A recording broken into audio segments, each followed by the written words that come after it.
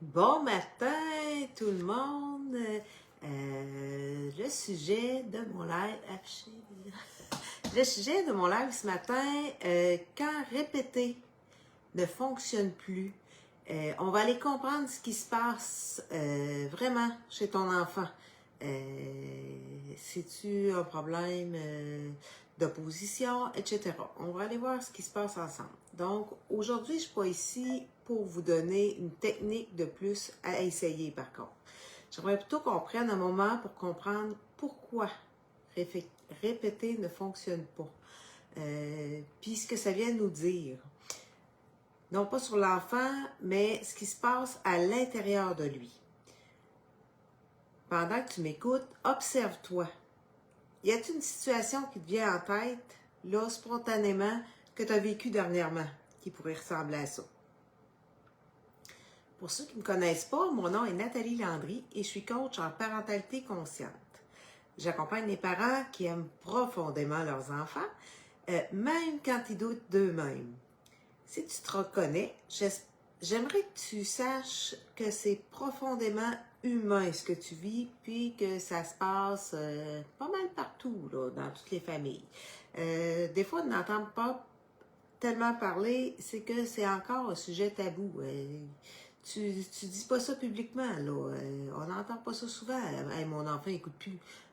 Ça vient un petit peu affecter nos compétences parentales. Mais je veux que tu saches que c'est tout à fait normal.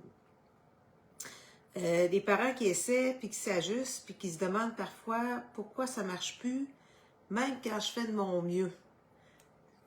Ça, je l'entends dans mes consultations. Fait que... Puis je l'entends souvent. Fait que je veux pas que tu t'inquiètes avec ça.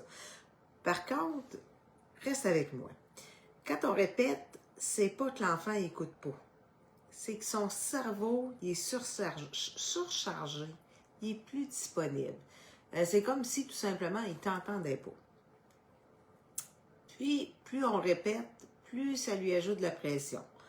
Un enfant débordé, il n'entend même plus. Même s'il connaît la consigne puis qu'il l'exécute là depuis... moi, ça, mais j'ai une couette qui est... Il l'exécute depuis quand même plusieurs années. Là, il est surchargé, oublie ça, c'est terminé. C'est pas de la provocation, puis c'est pas de la mauvaise volonté non plus. Je vais essayer d'une gorgée de café, voir si... Voilà, c'est reparti. Donc, dans ces moments-là, c'est pas un problème de compréhension. Ça ne veut pas dire que ton enfant ne comprend pas.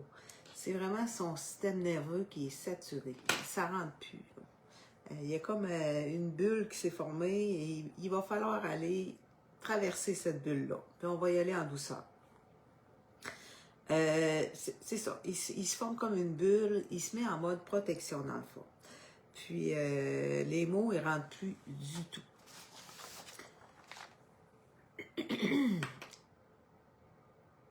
Est-ce que tu répètes quand tu es avec lui, là, tu es dans cette situation-là, est-ce que tu répètes parce qu'il ne t'écoute pas ou parce que toi, tu commences à t'inquiéter, là? On pousse.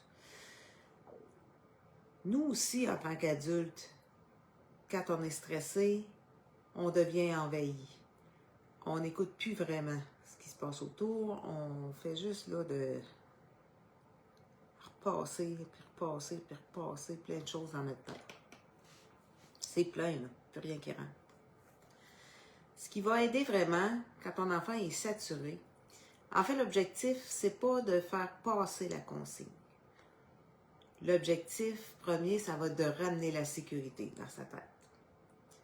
On va ralentir. On va se rapprocher physiquement de l'enfant. On va diminuer les mots. Puis on va baisser l'intensité. On baisse d'un ton. On se pose la question, est-ce qu'il est capable, là, maintenant? Pas demain, là, maintenant.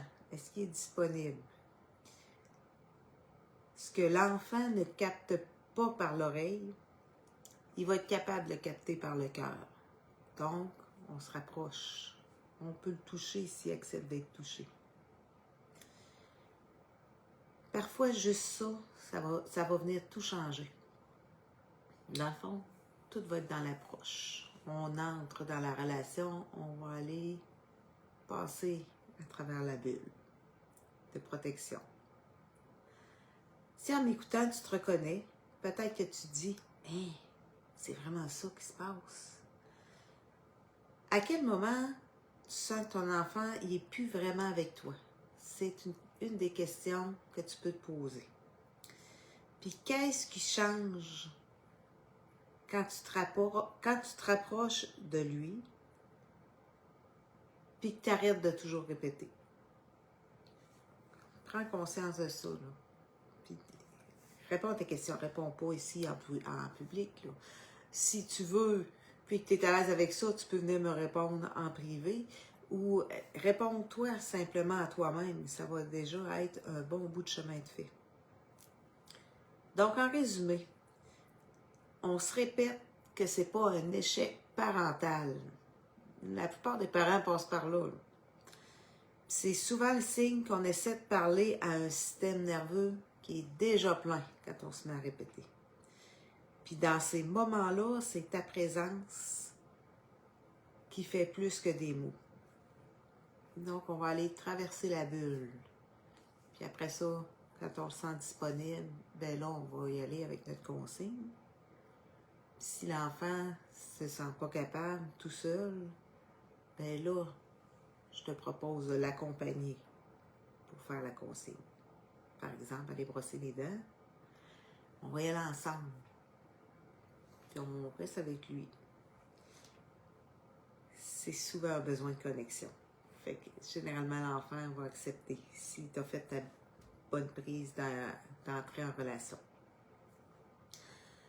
Avant de chercher la bonne phrase, assure-toi que ton enfant il est encore avec toi. Que la connexion est vraiment faite. Je pense que je suis arrivée, oui, au bout de mes idées. Donc, si tu m'écoutes en rediffusion, j'aimerais que tu me mettes un cœur. Si tu as des questions, gêne-toi pas.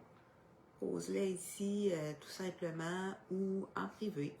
Les poser ici tout simplement, ça peut faire en sorte que les autres parents ne se sentent pas tout seuls.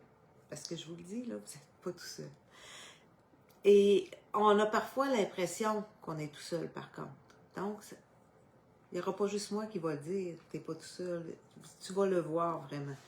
Donc, mais par contre, si tu es plus à l'aise en privé, gêne-toi pas, là. Ça va me faire plaisir aussi de te répondre. Donc, là-dessus, je te dis à la semaine prochaine. On se revoit lundi prochain, 9h, pour un autre sujet. Là-dessus, je te dis bonne semaine. Bye bye!